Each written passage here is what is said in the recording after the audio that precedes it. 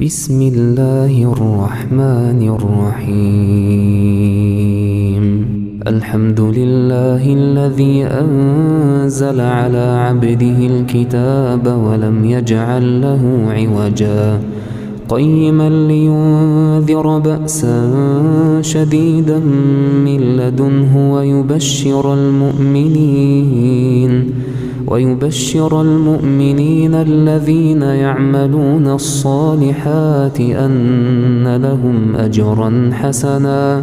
ماكثين فيه أبدا وينذر الذين قالوا اتخذ الله ولدا ما لهم به من علم ولا لآبائهم كبرت كلمة